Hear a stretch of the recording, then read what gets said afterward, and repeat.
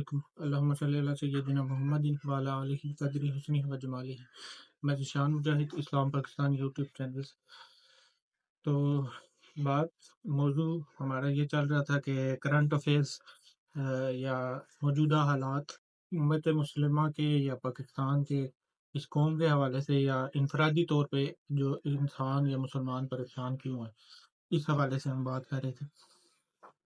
تو بات یہاں سے کر رہا تھا کہ کیا ہمارا یا اس قوم امت کا ایک شہید یعنی سید الشہداء صلی اللہ علیہ وسلم کے نواسے امام علی مقام حسین علیہ السلام ہمارے لیے کافی نہیں ہے؟ ٹھیک ہے، تو یہ سوال میرا آپ سے بہن بھائیوں سے ہے کہ آپ اس بارے میں سوچیں کہ کیا ہمارے لیے وہ ایک ہی سید الشہداء جو ہیں وہ کافی نہیں ہے؟ ہمارے آج کے جرنیلوں نے سے بھی میرا سوال یہ ہے کہ کیا آپ نے شہیدوں کی فوج بنانی ہے؟ آپ کہتے ہیں پاکستان کی عظیم تاریخ ہے، سرمایہ ہمارا ایمان ہے، ٹھیک ہے، تو مجاہدین کی بڑی عظیم تاریخ ہے، تو ہمیں جواب یہ دیں کہ آپ سب بھول گئے کہ وہاں انڈیا میں اس عظیم فوج کے 1 لاکھ جو ہے فوجی گرفتار ہوئے۔ میں گہرائی میں جا کر بات نہیں کرتا، قصوروار کسی کو ٹارگٹ کر کے قصوروار نہیں ٹھہراتا، یا میں کسی کو کہتا نہیں ہوں کہ یہ اس ادارے نے کیا یا جو بھی، ٹارگیٹڈ اوپینین نہیں ہے میرا، یہ میں گہرائی میں نہیں جا رہا، ٹھیک ہے۔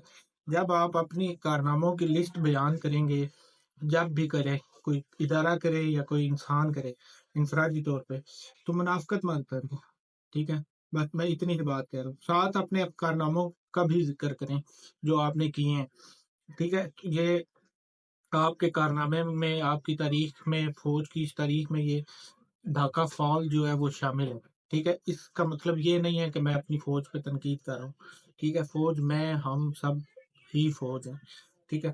تو ہماری داد رسی اور آج کے مظلوم کی جو بات ہے، مسلمان کو ظلم سے نکالنے کے واسطے ہمیں آج کوئی کارنامہ چاہیے، ٹھیک ہے۔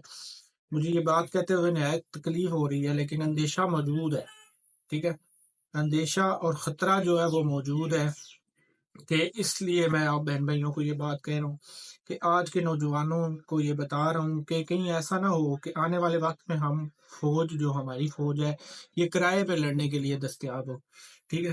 تو یہ کہتے ہوئے مجھے شرم بھی آ رہی ہے اور کہتے ہوئے مجھے افسوس بھی ہو رہا ہے کہ یہ میں بات کیا کر رہا ہوں، لیکن یہ اندیشہ موجود ہے، ٹھیک ہے۔ جو ہم اپنی تاریخ اٹھائیں، پاکستان کی تاریخ اٹھائیں یا اپنے مسلمان ہونے کے حوالے سے تاریخ اٹھائیں، تو ہمیں یہ چیزیں ماننی پڑیں گی، ٹھیک ہے، کہ ماضی میں یہ ہوتا رہا ہے، اور اگر ہم نے ابھی بھی غفلت نہ چھوڑی تو یہ آنے والے وقت میں یہ ہو سکتا ہے، ٹھیک ہے۔ تو ایسا یہ نہ ہو کہ ہماری فوج کرائم پہ دستیاب ہو، اور یہ سب تب ممکن ہے، ہو بھی رہا ہے، جب تک ہم لوگ نوجوان غافل ہیں۔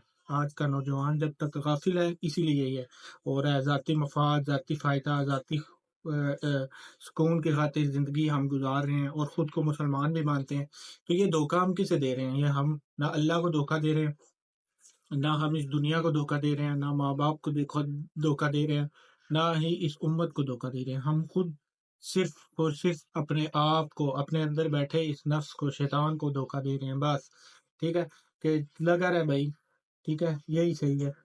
تو جب تک ہم فوج یہ ہونے کے حوالے سے یا اس قوم یا امت ہونے کے حوالے سے ان واقعات جو ہماری تاریخ میں شامل ہوئے ہیں ان کو ڈیلیٹ نہ کریں گے، تب تک بہادری کی باتیں چھوڑ دیں، ٹھیک ہے۔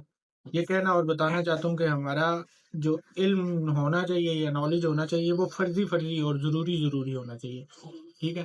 مطلب ہمارا جو ضروری علم ہے وہ اس بارے میں ہونا چاہیے، یا ایسی شے کے بارے میں، وہ کون سی شے ہے جس سے پیسے کی کمی پوری ہو جائے گی اس ملک میں، تو وہ چیز کون سی ہے جس سے پسماندگی دور کریں گے ہم، تو پھر آپ مسلمان ہو سکتے ہیں۔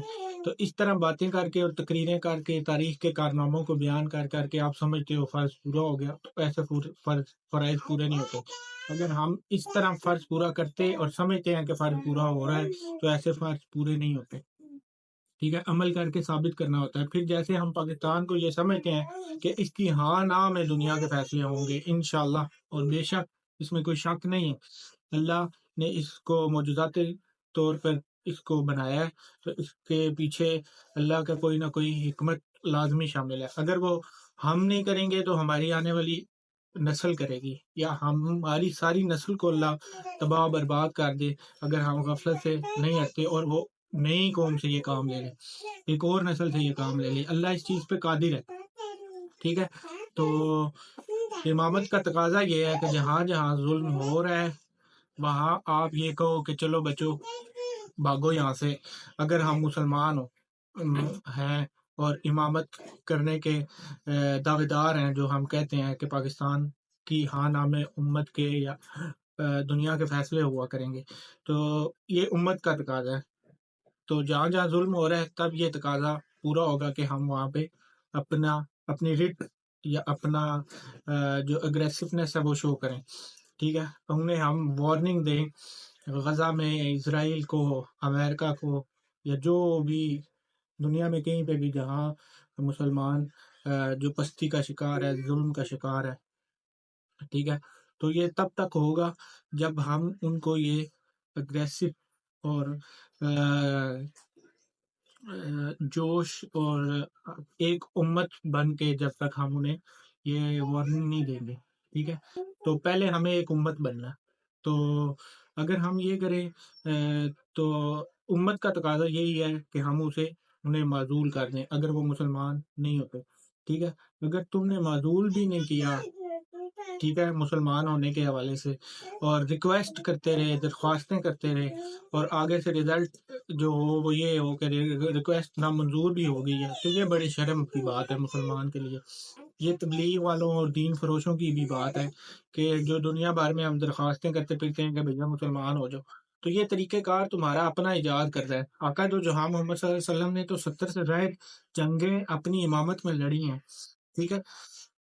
جہاں امن سے کام ہوا ہے وہاں پہ آپ صلی اللہ علیہ وسلم نے امن سے کام کیا ہے، اور جہاں جنگوں کی ضرورت پڑی ہے وہاں پہ رب کے محبوب صلی اللہ علیہ وسلم نے جہاد کیا ہے، ٹھیک ہے۔ اب یہ نہیں ہو سکتا کہ جب جہاد کی ضرورت ہو اور ہم بیٹھ کے دعائیں کرتے ہیں۔ اس لیے پاکستانیوں یا مسلمانوں کو میں یہ بات بہن بھائیوں کو بتا رہا ہوں کہ ہم ذرا غور کریں۔